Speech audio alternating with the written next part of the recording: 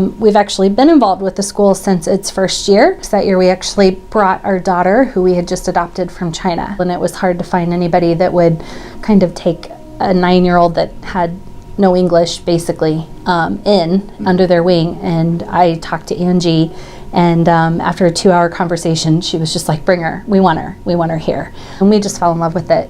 And that's really when we realized that there were other options for Anthony, our oldest. By second grade, we knew that something was happening academically. He was struggling. He was struggling with reading. He was struggling with his handwriting. Just things didn't seem quite right. By third grade, he actually was failing.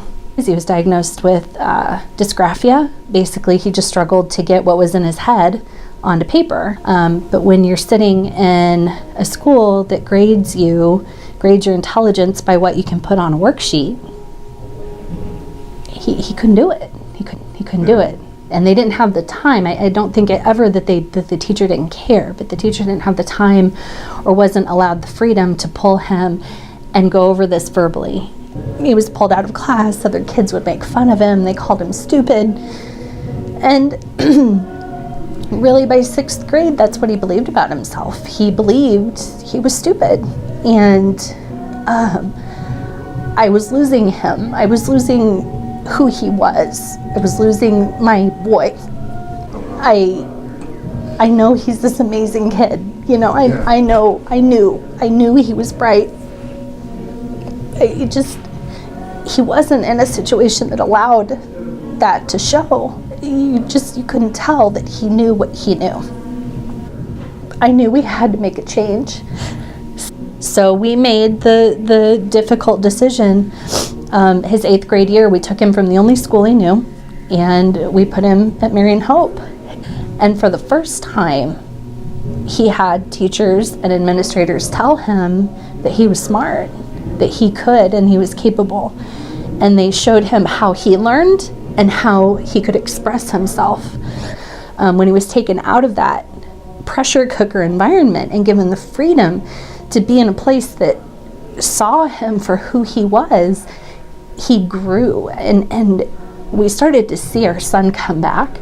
If you talk to him now, he is the most confident kid on the block. He believes that he can because he's been in a place that has breathed that affirmation into him. Because he has dreams of going and getting his bachelor's degree, going into special forces and becoming an officer in the Army. They embrace the children here that maybe think or learn differently. They're some of their favorite kiddos, and they have this understanding that we're not all the same, and there's nothing wrong with that. And they know how to relate to their peers on a different level. It's beautiful, that model of inclusion.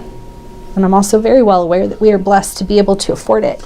And we hear stories every day of families that are desperate for their children to be somewhere else. It's devastating to me that a parent should have to keep their child in a situation in a school that's not working just because of finances, when there should be options, and there are options, and their child can grow and can be supported if they had a way to get their child into a more appropriate setting. In a perfect world, I feel like families should have choices. I feel like that there should be an understanding. I mean, we pay taxes, we pay to support a school district. If parents had options, if they could receive some of that money back, or if they had the option of vouchers, or I don't know. I don't know the ins and outs of all the laws and what's possible.